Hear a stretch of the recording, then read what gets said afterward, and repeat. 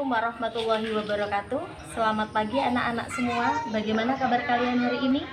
Semoga kalian semua selalu dalam lindungan Allah Subhanahu wa taala. Hari ini ketemu lagi dengan saya Bu Inaya dengan materi yang sama, dengan mapel yang sama yaitu fikih. Akan tetapi materi kita berbeda. Pada semester yang kemarin kita membahas mengenai hukum syar'i dan lain sebagainya. Pada kesempatan kali ini kita akan membahas mengenai kaidah amar dan nahi. Mungkin kalian sendiri tidak asing mendengar dengan kata amar dan nahi. Baiklah anak-anakku sekalian, pada kesempatan kali ini Ibu akan menerangkan materi mengenai amar terlebih dahulu. Amar itu menurut bahasa, menurut kaidah adalah berarti perintah. Sedangkan menurut terminologi atau istilah, amar itu adalah suatu lafaz yang dipergunakan oleh seseorang yang lebih tinggi derajatnya kepada orang yang lebih rendah untuk meminta bawahannya mengerjakan suatu perintah yang tidak boleh ditolak. Oleh karena itu, amar itu berarti perintah yang sudah tidak boleh ditolak oleh siapapun yang sudah diperintahkannya. Kemudian bentuk bentuk amar, karena amar ini adalah suatu perintah yang datangnya dari Allah Subhanahu wa taala, maka amar itu memiliki bentuk. Di antaranya yang pertama adalah fiil amar atau perintah secara langsung. Perintah secara langsung terdapat di dalam Quran surah Al-Baqarah ayat 43, yaitu perintah mengenai melaksanakan ibadah sholat, ibadah zakat dan lain sebagainya. Bagaimana bunyi ayat tersebut? Bismillahirrahmanirrahim. Wa aqimus sholata wa atuz zakata warka'u ma'ar rakiin. Dan dirikanlah sholat, tunaikanlah zakat, dan rukuklah bersama orang-orang yang rukuk. Maka dari ini ditegaskan bahwasanya amar itu adalah suatu perintah yang wajib dilaksanakan oleh semua umat manusia, baik itu laki-laki maupun perempuan, baik itu tua, muda, asalkan dia sudah memiliki kewajiban untuk melaksanakan ibadah sholat, sudah memiliki dosa yang dia tanggung, maka dia wajib melaksanakan yang namanya ibadah sholat. Kemudian itu tadi fi'il amar yang pertama, bentuk-bentuk amar. Yang pertama adalah fi'il amar. Yang kedua adalah fi'il mudhari. Oh ya anak-anak, tadi Ibu juga lupa ya untuk memberikan contoh lainnya selain perintah untuk melaksanakan ibadah sholat, puasa, dan zakat.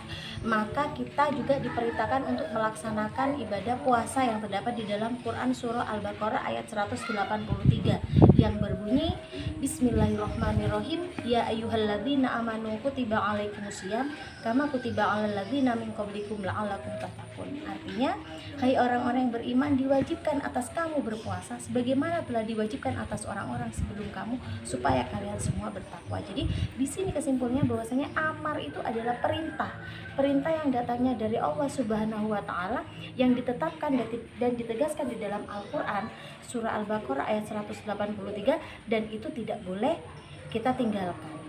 Maka semua umat manusia, baik yang muslim, baik itu laki-laki maupun perempuan, tua, muda, kaya, miskin dan lain sebagainya, wajib melaksanakan ibadah puasa. Kemudian fi'il amar, fi'il mudhari berikutnya adalah contoh. Ini saya carikan ya, contoh di dalam Quran surah Ali Imran ayat 104. Nanti bisa kalian lihat sendiri di rumah. Ini Quran surah Al-Baqarah ayat 43. Sedangkan yang ini contoh Quran surah Ali Imran ayat 104.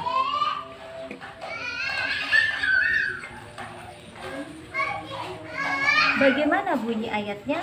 Dengarkan baik-baik anak-anak. Bismillahirrahmanirrahim. Wal takum minkum ummatu yad'una ilal khairi wa ya'muruna bil ma'rufi wa yanhauna 'anil munkari wa ulaika humul muflihun. Artinya, dan hendaklah di antara kamu yang menyeru kepada kebaikan, menyuruh kepada yang ma'ruf dan mencegah kepada yang munkar. Menyuruh kepada yang ma'ruf berarti memerintahkan kepada suatu hal-hal yang baik, dan meninggalkan yang mungkar artinya meninggalkan semua keburukan yang ada di dunia ini. Baiklah anak-anak, untuk berikutnya yang ketiga, bentuk amar yang ketiga yaitu isim fi'il amar.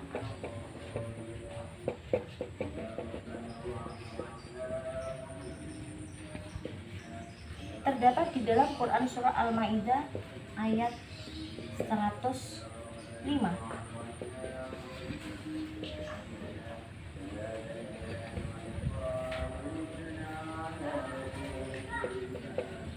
Dalam Quran surah Al-Maidah ayat 105.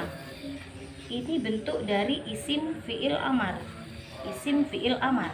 Bagaimana bunyi ayatnya? Dengarkan baik-baik. Bismillahirrahmanirrahim. Ya ayyuhalladzina amanu alaikum anfusakum la yadhurukum man dhalla idza tadayantum. Hai orang-orang yang beriman, jagalah dirimu, tiadalah orang yang sesat itu karena memberi mudarat kepadamu apabila telah mendapatkan petunjuk. Jadi ini adalah suatu perintah kepada semua umat manusia untuk menyeru kepada sesuatu kebaikan, menghilangkan suatu kemudorotan yang ada di dunia ini.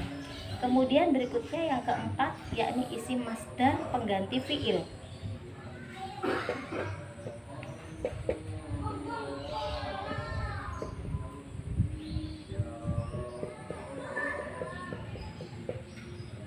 Terdapat di dalam Quran surah Al-Baqarah ayat 83.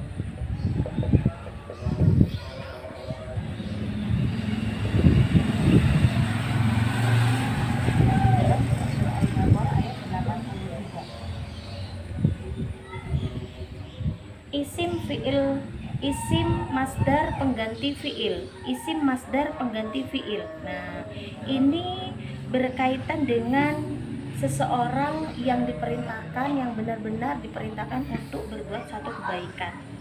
Artinya apa? Artinya ketika seseorang itu melaksanakan suatu kebaikan, maka dia menghilangkan suatu kemudorotan. Ini adalah hukumnya adalah sunnah. Ketika dia melaksanakan, dia mendapatkan pahala. Ketika dia meninggalkan, dia tidak berdosa. Gitu anak-anak sekalian ya. Kemudian terdapat di dalam Quran surah Al-Baqarah ayat 83 ya, yang berbunyi wabil walidaini ihsana. Wabil walidaini ihsana. Ini ditekankan, artinya apa? Dan kepada kedua orang tuamu lah kamu berbuat baik. Nah, ini perintah bagi semua umat manusia yang masih memiliki orang tua dan atau orang tuanya sudah meninggal dunia, maka tetaplah berbuat baik kepada kedua orang tuanya, karena orang tua itu ibaratnya adalah surga bagi seorang anak. Ingat, al-jannatu tahta aqdamil ummahat. Surga itu di bawah telapak kaki ibu. Oleh karena itu, taatlah kepada kedua orang tuamu, patuhlah kepada perintahnya, dan tidak melakukan suatu keburukan atau tidak melakukan suatu hal-hal yang menentang akan perintah dari kedua orang tua. Berikutnya yang kelima, yakni kalam khobar. Ini yang terakhir ya, naik kalam khobar. Terdapat di dalam Quran surah Al-Baqarah ayat 228. Nanti tugas kalian di rumah ya, 228. Nanti tugas kalian di rumah anak-anak, kalian mencari ayat-ayat Al-Quran yang sudah ibu tulis di sini. Kamu ganti, kamu tulis ya di buku tulis kalian masing-masing. Kemudian kalian foto, kalian kirim di grup.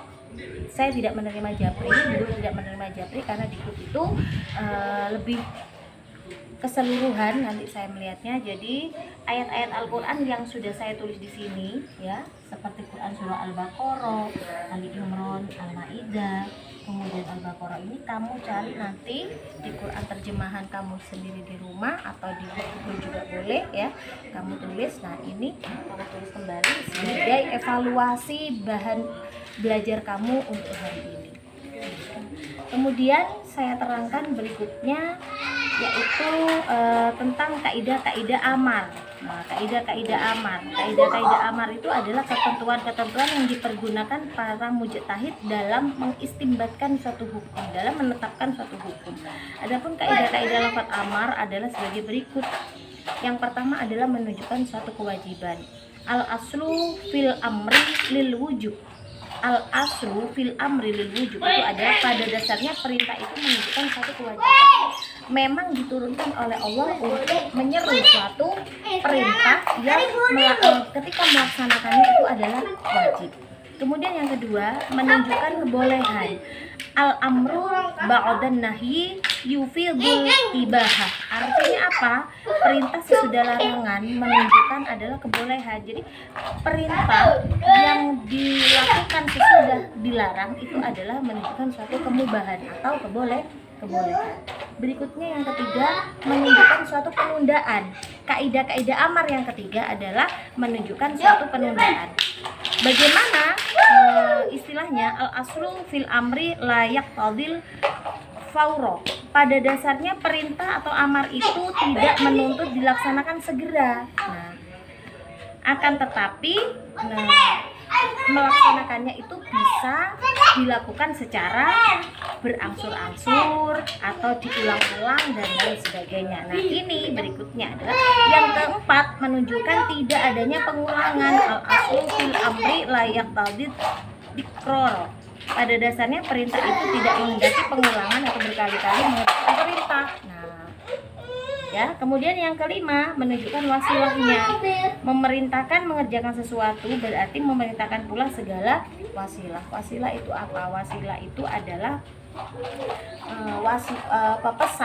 pesan singkat kepada seseorang untuk melakukan suatu perintah yang telah diwajibkan oleh Allah. Baiklah anak-anak, sementara ini dulu yang dapat ibu sampaikan kepada kalian. Nanti bisa kalian sendiri tugas ini di rumah ya. Kemudian nanti kalian setor tugas itu melalui WhatsApp melalui WA group ya.